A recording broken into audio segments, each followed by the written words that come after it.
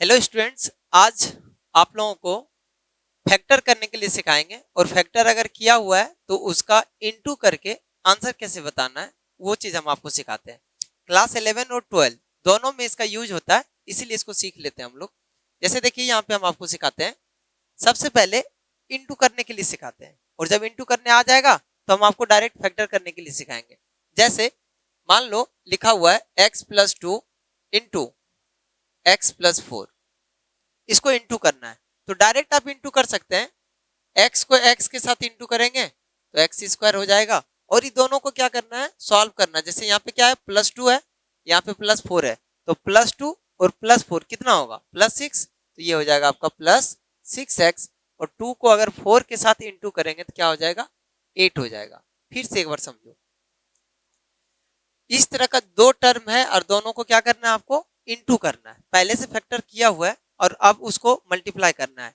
तो सबसे आसान तरीका, एक बार में आप चाहें तो आंसर बता सकते हैं। कैसे, पहले x को x के साथ इंटू करो, तो x को x के साथ इंटू करेंगे तो क्या हो जाएगा, x²।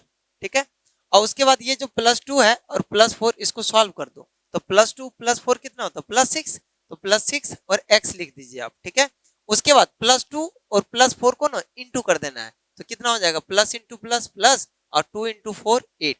हो सकता है एक से आपको समझ में नहीं आया हो तो हम दूसरा समझाते हैं। x+3 x+5, इसको इंटू करते हैं। इंटू करो, x को x के साथ इंटू करेंगे क्या होगा, x²। और इसको सॉल्व करेंगे, +3 +5 कितना, +8। तो लिखेंगे +8x और ये दोनों को इंटू करेंगे तो प्लस इंटू प्लस प्लस हो जाएगा और 3 इंटू 5 15 हो जाएगा। ठीक है, अब सोच रहे होंगे सर माइनस अगर होता तो क्या होगा, इसको इंटू करके दिखाते हैं। x-4 इंटू x-3 इंटू कीजिए, x को x के साथ इंटू करेंगे तो क्या हो जाएगा, x² हो जाएगा।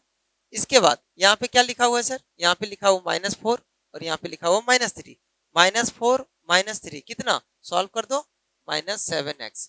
और फिर ये दोनों को इंटू करेंगे, माइनस इंटू माइनस प्लस हो जाएगा और 4 इंटू 3 12 हो जाएगा। ये तरीका है दो टर्म फैक्टर पहले से उसको इंटू करने का। और 2-3 एग्जाम्पल हम दिखाते हैं आपको, और भी अच्छे से क्लियर हो जाएगा। जैसे यहाँ पे देखो, अगर लिखा हुआ है sir x+4 into x-3, x-4 into x+3, x+4 into x+3, x-4 into x-3। ये चार क्वेश्चन हम आपको दिखा रहे हैं। ये चार क्वेश्चन से आपको पूरा क्लियर हो जाएगा। ठीक है, x को सबसे पहले किससे इंटू करेंगे, x के साथ, तो ये हो जाएगा x²। और +4 -3, सिंपल ऐसे कैलकुलेशन करना है, +4 -3 सॉल्व करेंगे तो कितना आएगा सर, 1 आएगा। तो 1x, तो 1 तो लिखाएगा नहीं, डायरेक्ट x लिख देंगे। अभी दोनों को इंटू कर देना, ये दोनों को इंटू कर दो, plus into minus plus into minus minus 4 into 3 12। और अभी तो हम आपको समझाने के लिए टाइम ले रहे हैं, नहीं तो डायरेक्ट आंसर करके बता सकते जो अभी हम बताएंगे आपको। जैसे इसको फिर इसके साथ इंटू करना है, तो x को x के साथ इंटू करेंगे तो x² हो जाएगा। -4 + 3, -4 + 3 आंसर कितना आएगा, -1। तो इसको लिखेंगे -1x, 1 लिखा था नहीं इसलिए नहीं लिखे। Minus into plus minus 4 into 3 12 हो गया, सही है। फिर इसको इसके साथ इंटू कीजिए तो हो जाएगा x² +4 + 3 कितना, 7, तो +7x। 4 को 3 के साथ इंटू करेंगे तो हो जाएगा कितना, 12 हो जाएगा। इसको इसके साथ इंटू कीजिए, x² -4 -3 -7x minus into minus plus 7 4 into 3 12 आ गया आंसर।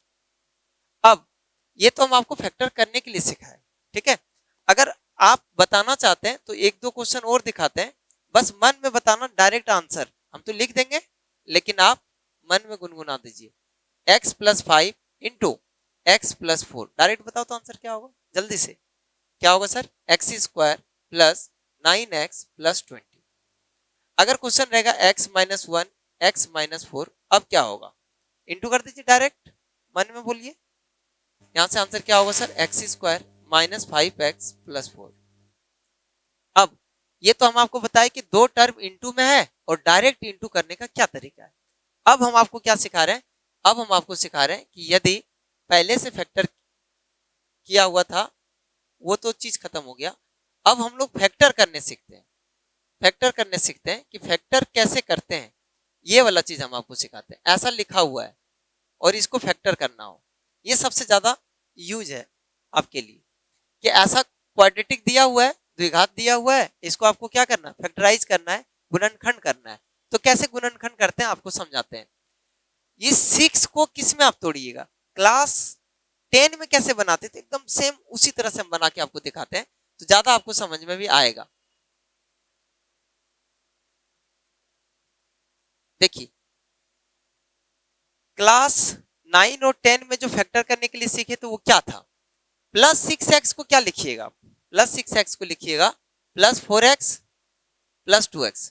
क्यों लिखेंगे सर, क्योंकि दोनों को सॉल्व करेंगे 6x हो जाएगा और ये दोनों टर्म को इंटू करने से 8 भी आना चाहिए। ठीक, तो सर ये +4x +2x ना लिख करके इसको डायरेक्ट अगर +4 +2 लिख दें तो देखो कितना अच्छा से ये फैक्टर हो जाएगा। +6 को सिर्फ हम बोल रहे हैं +6 को कन्वर्ट कर रहे हैं किस में, +4 में और +2 में, और पता है यही आंसर है। क्या आंसर होगा, आंसर होगा x +4 इंटू x +2। देख लीजिए आप, x +4 x +2।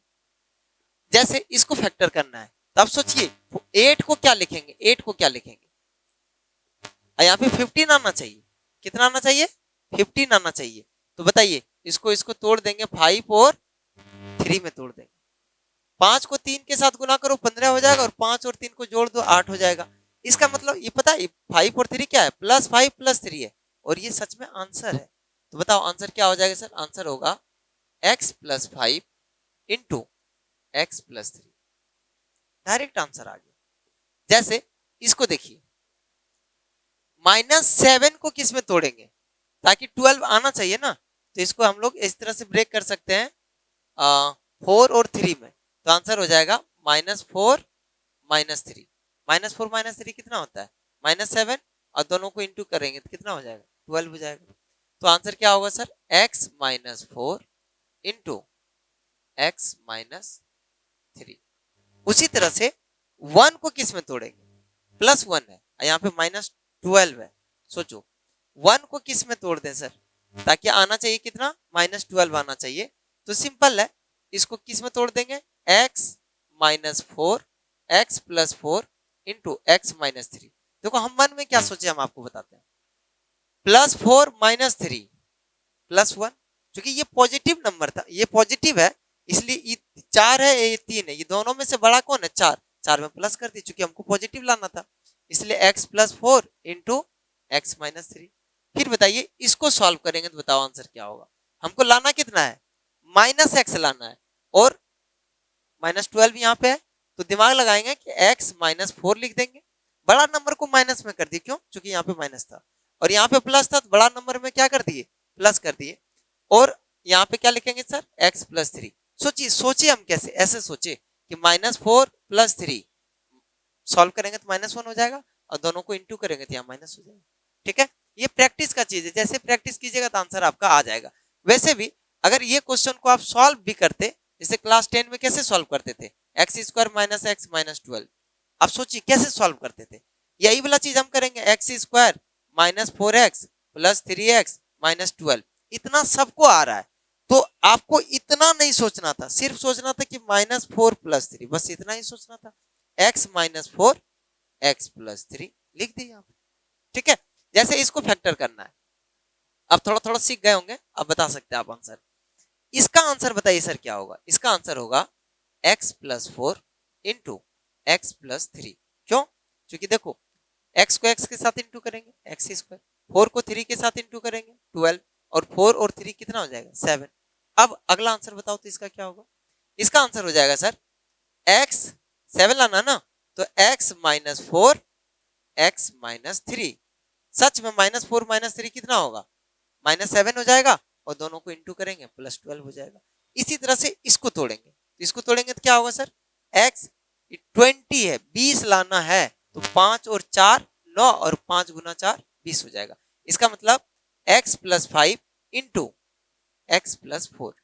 जैसे आप इसको सॉल्व कीजिएगा 5 और 9, 5 और 4 9 हो जाएगा, और ये दोनों को इंटू करें तो कितना होगा 20 हो जाएगा। इसका मतलब यही इसका यही फैक्टर होगा। आप इंटू करके चेक कर सकते हैं। इसका आंसर बताइए क्या होगा। लाना कितना है सर 4, ठीक है। तो x माइनस 4 x माइनस 1, क्यों, क्योंकि माइनस 4 माइनस 1 माइनस 5, ये दोनों को इंटू कीजिए, minus into minus plus 4 into 1 4 हो जाएगा। इस तरह से आप फैक्टर भी कर सकते हैं, और अगर फैक्टर किया हुआ है तब उसको इंटू भी कर सकते हैं। इसमें कोई दिक्कत है नहीं। आज का क्लास यहीं तक रहने देते हैं, फिर हम आपको अगले वीडियो में कुछ नया चीज सिखाएंगे, ठीक है। चलिए आज के लिए इतना ही।